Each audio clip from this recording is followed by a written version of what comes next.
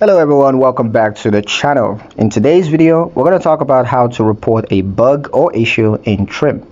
Did you spot a bug or problem in Trim? Reporting it will help to improve the app for everyone. Let me show you how to do it. First, open the Trim app and go to the menu or settings section. Then you're going to look for help, support, or report a bug. This option might be under contact us or feedback. Tap to open the bug report form, and here you're going to describe the issue clearly, include what you were doing when it happened, any error messages, and how to reproduce the problem if possible.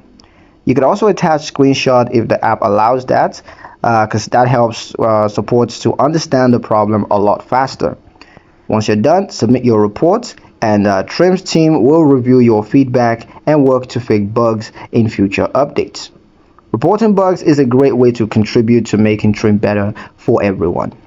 That's pretty much it for the video, guys. Up next, I'm going to show you how to resend account verification in Trim. So be sure to like, subscribe, and ring that notification bell so you never miss that video. Thank you guys for watching, and I'll see you in the next one.